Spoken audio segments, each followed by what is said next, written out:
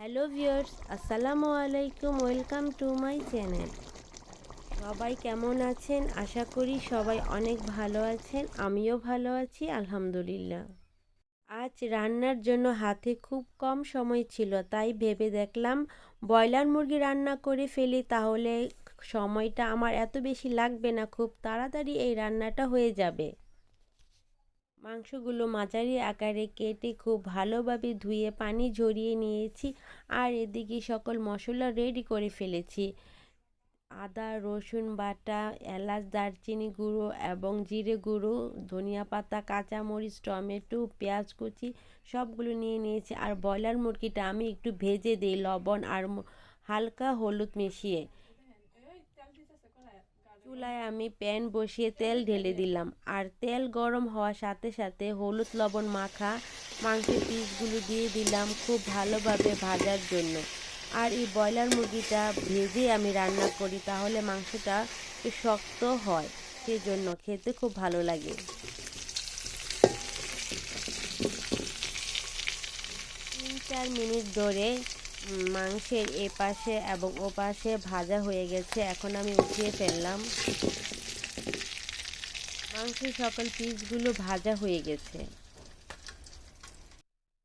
এখন সেই ভাজা কড়াইতে আবার আমি পেঁয়াজ কুচিগুলো অ্যাড করে দিলাম, আর খুব ভালোভাবে নেড়ে চেড়ে নিচ্ছি। পেঁয়াজের কাঁচা ভাবটা দূর হওয়ার জন্য খুব ভালোভাবে ভাজতে হবে।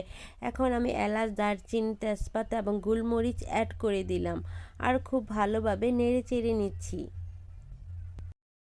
এখন আমি আদা বাটা, রসুন বাটা 2 টেবিল চামচ পরিমাণ, জিরে গুঁড়ো 2 টেবিল চামচ পরিমাণ এবং লবণ স্বাদ মতো দিয়েছি। আর মরিচ এখানে আমি কমই ইউজ করেছি, আধা চামচ পরিমাণ, যেহেতু আমি এখানে কাঁচামরিচ অ্যাড করব সেজন্য।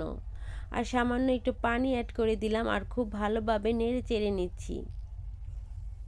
কাঁচামরিচ এবং টমেটো কুচি অ্যাড করে দিলাম, আর খুব ভালোভাবে এখন আমি এটা নেড়ে চেড়ে নিব। আর 5 মিনিটের জন্য ঢাকনা দিয়ে অ্যাড করে দিলাম।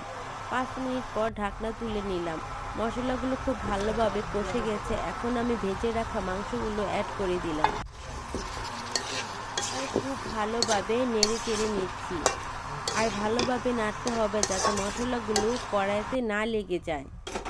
তারপর 1 মগ পরিমাণ পানি অ্যাড করে দিলাম, আর খুব ভালোভাবে সেদ্ধ হওয়ার জন্য আমি 10 মিনিট ঢেকে দিলাম। 10 মিনিট পর ঢাকনা খোলার পর দেখি মাংসগুলো সিদ্ধ হয়ে গেছে, আর ঝোলগুলো ঘন হয়ে গেছে। আর যেহেতু আমি এটা ভুনা করব, আর এখানে আমি জিরে গুঁড়ো অ্যাড করে দিলাম। আর জিরে গুঁড়ো ফ্লেভারটা খুবই ভালো লাগে আমার কাছে। ঝোলগুলো ঘন হয়ে গেছে এবং খুব সুন্দর ফ্লেভার বের হয়েছে। সম্পূর্ণ রান্নাটা হয়ে গেল। আর এটা ছিল ব্রয়লার মুরগি ভুনা, আর খেতেও বেশ মজাদার হয়েছিল। আপনারাও বাসায় ট্রাই করবেন, আর কেমন হয়েছে তা অবশ্যই কমেন্টে জানাবেন। আর আমার রেসিপি যদি ভালো লেগে থাকে অবশ্যই প্লিজ ফলো দিবেন, লাইক কমেন্ট করে পাশে থাকবেন। পাশাপাশি আমারটা সাবস্ক্রাইব করুন। আবারও নতুন কোনো ব্লগ নিয়ে চলে আসব আপনাদের সাথে শেয়ার করার জন্য। আর সবাই ভালো থাকবেন, সুস্থ থাকবেন। আল্লাহ হাফেজ।